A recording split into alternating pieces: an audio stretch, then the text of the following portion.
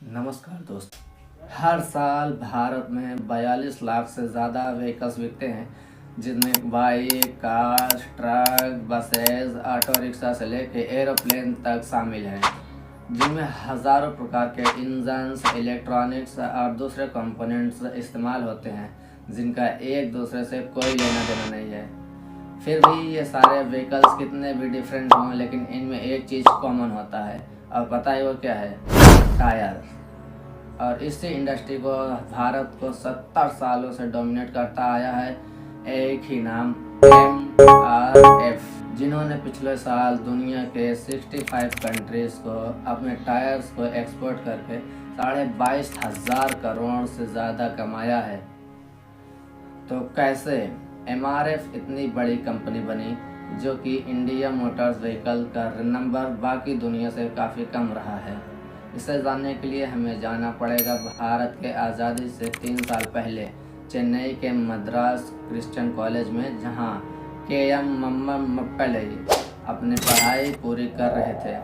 उनका जन्म एक बहुत ही अच्छी फैमिली में हुआ था, लेकिन उनके पिता आज़ादी के लड़ाई से जुड़े होने के कारण उनसे उनकी पूरी दौलत छीन ली जाती है, जिसके कारण KM ने 1946 से ही अपनी फैमिली को सपोर्ट करने के लिए घर घर जाकर बलून्स बेचना शुरू कर दिया था। और 1949 आते आते वो रबर के दूसरे आइटम्स जैसे टॉयज़ और ग्लव्स भी बेचने लगे थे।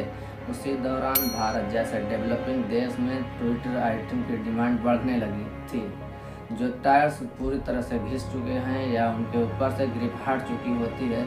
ऐसे टायर्स पर रबर की ऐसे नई लेयर चढ़ाकर उन्हें नया बना दिया जाता है और फिर से इस्तेमाल किया जाता है। और इसी को देखते हुए KMG ने अपने भाई की मदद से 1952 में इस इंडस्ट्री में कदम रखा और अपना बेहतरीन क्वालिटी के चलते बड़े बड़े मल्टीनेशनल कंपनी को हराकर 1956 तक 50% मार्केट कैप्चर कर लिया। और इसी बीच आता है MRF का स्टोरी का पहला business lesson, horizontal integration of business. MRF जान चुके थे कि ट्रेडिश टायर के मार्केट छोटा है और वो उसमें ज़्यादा प्रॉफिट नहीं बना पाएंगे, तो उन्होंने नए टायर्स बनाने के बिजनेस में कदम रखा। MRF ने इन टायर के मैन्युफैक्चरिंग की कोई भी टेक्नोलॉजी MRF के पास नहीं थी। इसी कारण से उन्होंने 1960 में US की कंपनी मैन्सफील्ड के साथ पार्टनरशिप की, जिससे उन्होंने मैन्युफैक्चरिंग के पूरे टेक्निकल एक्सपर्ट्स को सीखा। और इसी एग्रीमेंट के अंदर MRF यूरोप और मिडिल ईस्ट शामिल कई देशों में मैनफेल्ड के नाम पर अपने टायर्स बेचने लगे। और 1962 में और अपना पहला प्लांट, और 1964 में बेरूत ने अपना पहला इंटरनेशनल ऑफिस भी खोला, जो कि किसी इंडियन कंपनी के लिए पहला इंटरनेशनल एक्सपेंशन था। दूसरा लेसन है पॉलिटिकल इंटेलिजेंस। पहले इंडिया में डिल्लो, गुडियर और फॉरेस्टर्स जैसे वेस्टर्न कंपनीज की मोनोपोली थी, जिसके कारण वो प्राइसेस अपने हिसाब से सेट कर आज़ादी में कोल्ड वॉर में साथ दिया था, जिसके चलते सरकार भी जानती थी कि अगर इंडिया किसी वार में फंसता है तो ये वेस्टर्न कंपनीज इंडिया की सप्लाई को रोककर इकोनॉमी को घुटने पे ला सकती है। और गवर्नमेंट की इसी चिंता को दूर किया MRF ने। 1963 में MRF वो फर्स्ट कंपनी थी जिसने इंडिया में अपनी मैन्युफैक्चरिंग शुरू की, जिसका इनॉर्गेनाइजेशन पंडित नेहरू ने अपने हाथों से किया था।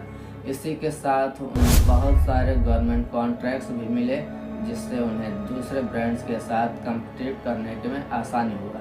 थर्ड लेसन है partnership and technical collab. Market में अच्छा कर ही रहा था, पर इंडियन मार्केट साइज में अभी भी काफ़ी छोटा था, जिसके कारण MRF का मेजॉरिटी रेवेन्यू अभी एक्सपोर्ट से ही आता था। लेकिन इन MRF की एक्सपोर्ट में एक दिक्कत थी, बदलते समय के साथ टायर्स में बहुत सारे टेक्नोलॉजी के इनॉग्रेशन हो रहे थे, जिसके कारण MRF कम्पीट नहीं कर पा रहे थे। और MRF को इस सोल्यूशन निकाला कोलैबोरेशन करके, जिसमें MRF को वर्ल्ड क्लास एक्सेस नहीं दिया, बाकी कई दूसरे प्रोडक्ट जैसे एयरक्राफ्ट, टायर्स, कन्वेयर बेल्ट्स और पॉलीयूरेथेन जैसे प्रोडक्ट्स भी ऐड किए। और इसी दौरान एमआरएफ ने फ्रांस स्कूल जैसे ग्लोबल ब्रांड्स भी क्रिएट किए, जो कि आज भी उनके रेवेन्यू का एक मेजर कंपोनेंट है। और इन सब के बाद शुरुआत होता है फोर्थ लेसन की, जो कि है adopting to changing market condition.